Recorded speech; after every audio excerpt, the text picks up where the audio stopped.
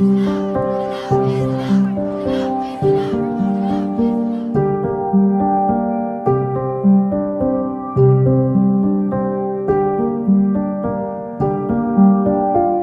types of experiences will sort of rock their sense of safety, their schema of the world.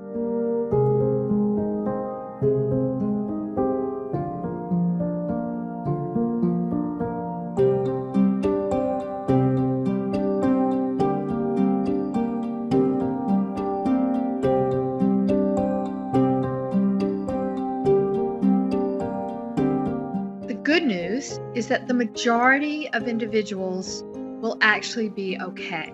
That doesn't mean just because they're pretty resilient, we don't do anything. In fact, it's imperative that we do something, that we offer the supports that are going to increase the chances of them being okay. What they are finding is really to kind of keep those lines of communication open, that they kind of expect that a lot of youth are going to have symptoms, but that those symptoms may subside over time. So not to force them into talking through these issues and to bring up the memories immediately, because what they were finding is that that's actually not so helpful. It's helpful for them to be able to come to a trusted caregiver, an adult, when they feel ready to talk about it. Show them that the community is there together, going to support them and to create a safe space as much as possible. That their government, people around them, their parents are trying to do everything they can to keep them safe. So when they actually look out into the world and they see acts of kindness, they see acts of generosity and the community rallying around them, that actually serves as an antidote to fear and anxiety. So it actually kind of builds this little safety net around them. So memorials can be extremely important. If they can find a way to make meaning from such a horrible tragedy, they tend to do better. And they can see what has happened since this horrific thing occurred.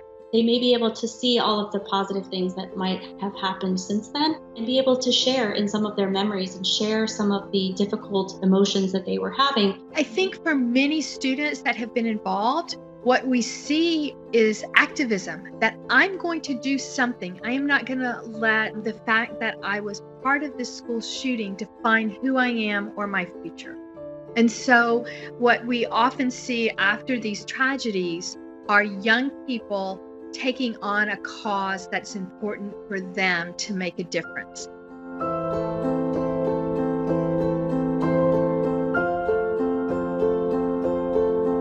We need to do a better job preparing our school personnel about how they can understand and support students in the event that this kind of tragedy occurs. So they'll be ready to jump in to support mental health and also to provide parents with some information.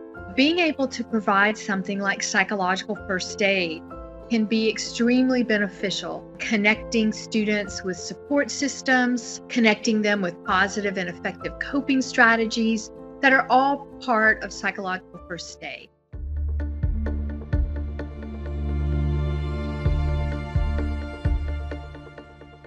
That is a more complex trauma that kind of is just on this ongoing basis where they can't actually get that sense of safety because they're not being taken back out of that environment. They're constantly in that environment. Whereas these mass shootings sometimes are just like this kind of this in and out where it occurred, but that threat is no longer extremely pressing. Those who kind of have had histories of trauma, they tend to do worse over time just because, again, those traumas seem to build upon themselves and in terms of causing symptoms. So those are the people that we're looking out for, and the youth that we're looking out for is really over a period of time. Are they starting to exhibit symptoms, nightmares, excessive anxiety, excessive kind of avoidance of any reminders or locations that would cue them into the event? So those are some of those differences.